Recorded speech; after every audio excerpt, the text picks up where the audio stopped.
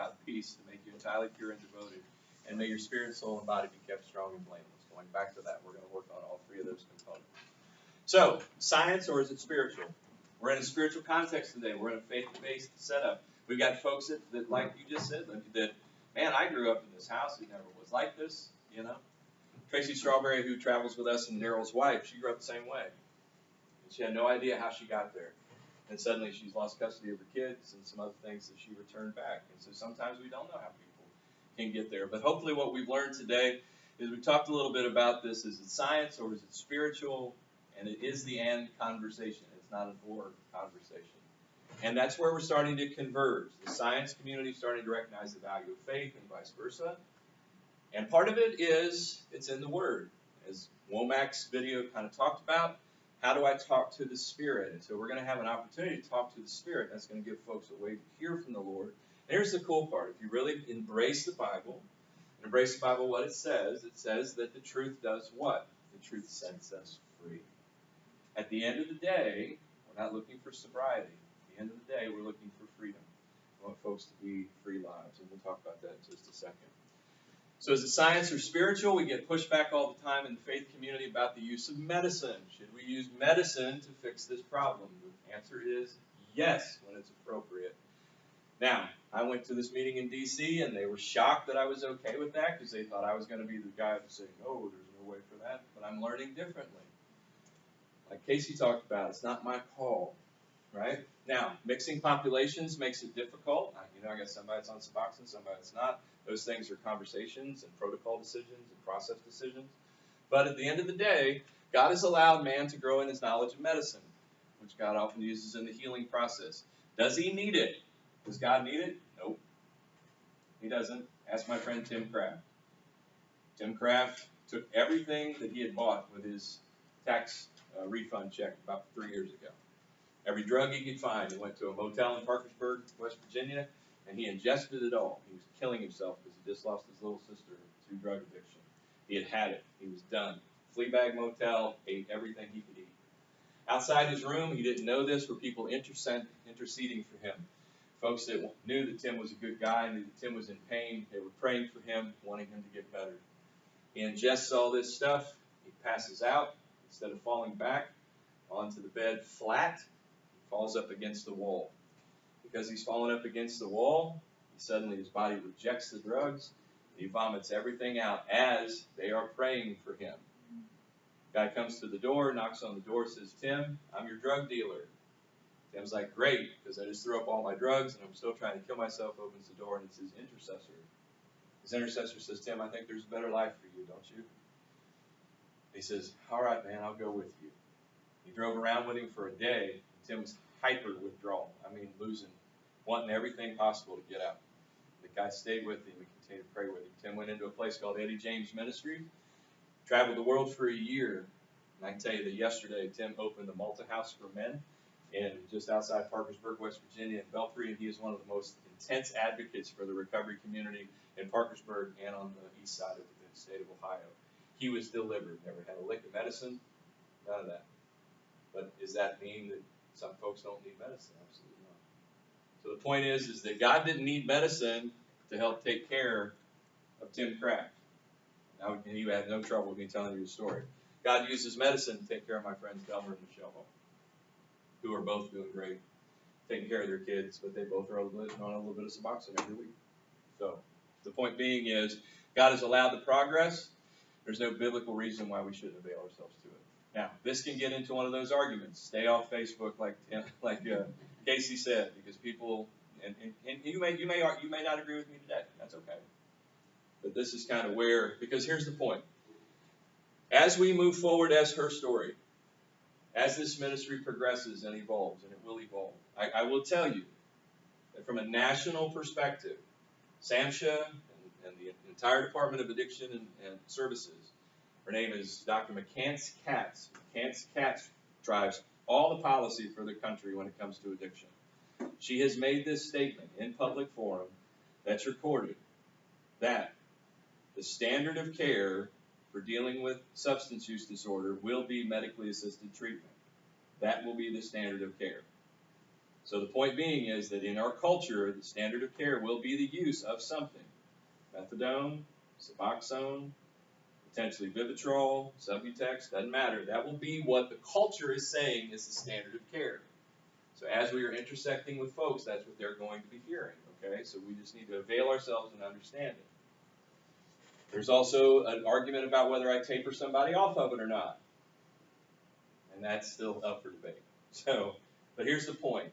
The point is that when I sat in this meeting to talk about a national guideline for how recovery housing, which is what her story will end up being categorized as recovery housing, that there needs to be at least an understanding and an acceptance that there is medicine involved with this. Does that make sense?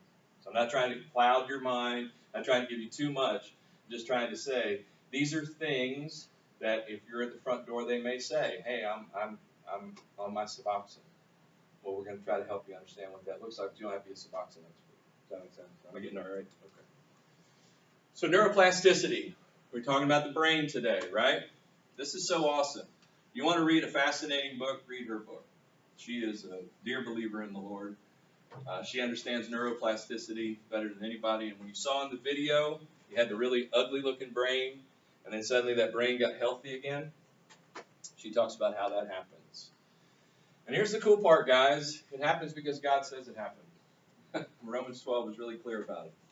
Romans 12 says, how do I renew what? Renew my mind by spending time on truth, not getting so well adjusted to the culture is what the Message Bible says.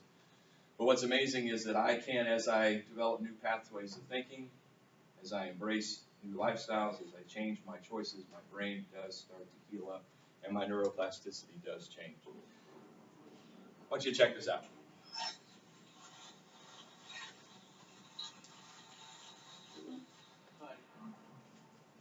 Looking good. You know what we gotta do, right? Yeah. We already made a decision, James. Too late to go back on it. Who's in charge here? Let's go.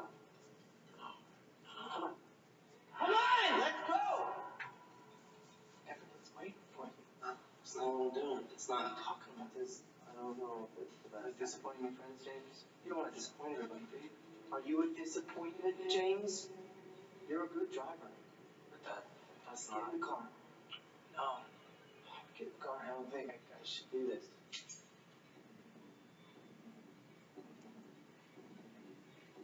Get in the car! Why do I show you that? To kind of sum up this part of the conversation. That's what's going on. When somebody comes in, they may look like absolute poo, but they don't think so. They think, man, I'm fine. How many of you have been to the office party, right? Bill's had a little too much to drink. Bill's looking a little disheveled, tie's undone. He's made too many bad jokes. He's getting ready to go home. You kind of go up to Bill and say, hey, Bill, maybe you ought to let me have the keys, or let's get you an Uber, or whatever, right? And what does he tell you? He tells you, I'm good, I'm fine, because that's what he sees. In the mirror, that's what he sees. What we see is a very different reality.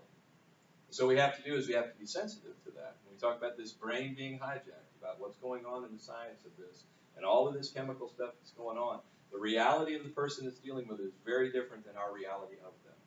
We are living in a very sober world, looking at a not sober person. And so their view of this is very different than our view. And so you're going to have people say, well, I'm fine. Well, no, you came in here and you didn't have a shirt on. That probably was a bad call. Yeah, I had a shirt on. No, you didn't. One of the things that Tim's probably telling you, we're seeing with the addition of a lot more crystal methamphetamine, we have a lot of people that aren't fine. We're seeing some psychoses. We've got people that are running around naked. We've got, it's going to be, that's the next wave of this, to be honest, and we'll talk about that another day. So, some last things. The seeds of addiction. In control, I think I have control at the beginning. It moves to compulsion, then it becomes chronic. So that's kind of the progression, but it is a brain thing in addition to the environments, genes, and all those kind of things. So, I can't change the course of this. In our context of her story, we're going to change the course of this through the Word of God. And here's what the Lord promises us, which is so cool, I think. But as we're working with these folks, as we're working with this population, the ears will hear sweet words behind you. Go this way. This is your path. This is how I'll show you to go whenever you must decide to turn to the right or the left. The Lord will help us with everybody that walks in these doors. I promise you. And if we are listening to his voice, he will tell us the best path to help this person take. So it's our job to be discerning, our job to be listening, our job to, when we get over our skis, to put our question hands up and not get so prideful that we think we got this figured out. Because God will offer us a course correction. He will open up door after door after door. Casey, what did he say? He said 1,000 different things that had to touch his life in order to get better. But the Lord provided each and every one of those for him. The Lord is faithful to that.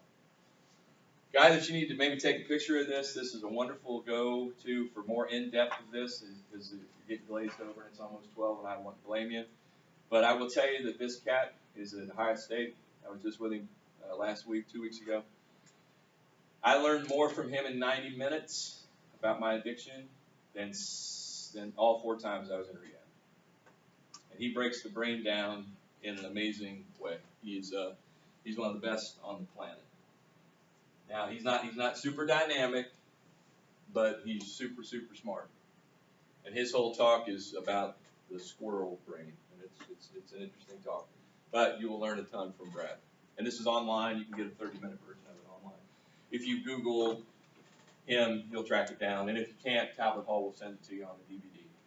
So, one last thing we're going to just touch on, and then I'm going to give you one more other reference to take a picture of, and you can go home and watch it on your own, but I'll give you some context for it. Is you were talking, Livy, about how do I get here? We're learning more and more and more every day about this. Her story will be a trauma-informed opportunity for women. Whitney will tell you more about this as you volunteer, but you will be a trauma-informed opportunity. What does that mean? Trauma is a result of an event that is experienced that has lasting effects. 3 simple things to remember. But what it does is we are going to be a place that when we're asking questions of folks, we are not asking them, what is wrong with you? They already know what's wrong with them. We're asking them what happened to you. Here's the cool part. As I begin to understand what happened to you, and I begin to ask the questions of what happened to you, and I begin to mine into what happened to you, I can begin to then help you heal. Why? Because healing in these situations happens from relationships. Give you a great example. Give this example where I go. Oberlin, Ohio, there's a pastor that was up there that for 20 years he stepped over the town drunk every day. 20 years. Guy was always in the gutter, always in the bar. He was the town drunk. He was Otis from the Andy Griffith Show. The pastor ignored him all the time. The pastor's vision for what needed to fix that guy was get a job. You need to get a job, you loser. Lord started to change Tim's heart, or pastor's heart, Brian's heart, I'm sorry. Started changing. Suddenly he was seeing more of not just that, but he was seeing what's going on in his community with this addiction issue. And was starting to see it, and so that the Lord inspired him to open his version of her story. He opened a place called the Timothy House. And out of the Timothy House, he began to deal with our folks, deal with the folks that are dealing with this.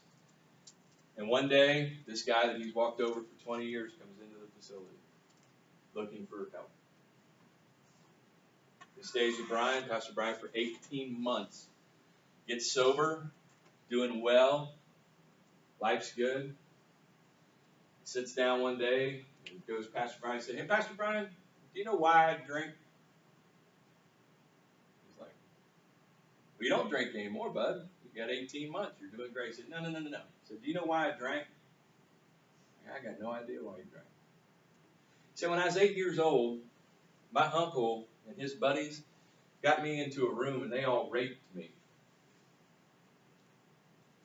I didn't know what to do with that.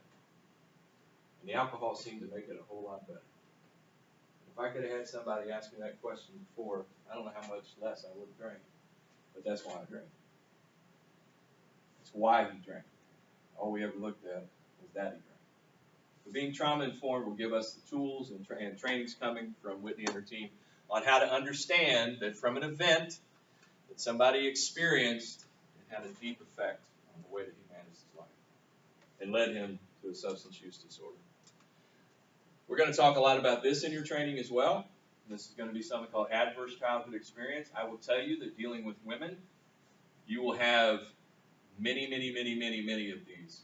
But what this is, it's a score of 10 different things that happen to somebody in their formative years that will have a distinct impact on them and likely has led, not every time, has likely led to their substance use disorder. So going back to your observation, Liv, is that these things, physical abuse, emotional abuse, sexual abuse in the house, neglect, this kind of household dysfunction, those are some things that if I score them out, and this isn't all of them, but they end up having an impact. If someone has 4 of these, their propensity for substance use disorder is exponentially different. If they have 6, it's 4,600% greater propensity to be an IV drug user. My wife has 7. So these are things that then turn into these kinds of behaviors. If you have a high grade, you may suffer from alcoholism, drug use, missed work, all those kind of things. So we'll begin to teach you about that. There was a study of 19,000 people where we began to draw a correlation with some of this stuff. And I've told you about Beth's lens. So it's how do we change our approach in the language? You learned about language today. You learned about the importance of our words today. You've learned about how to walk people through motivational things to where it starts to become their idea today. And it always starts with this underlying question of what happened to you, and then through those empathetic conversations that Casey talked about toward the end of his talk today, I'm finding out how to adapt to some of those things that happened to you, even though I don't have shared experience in that.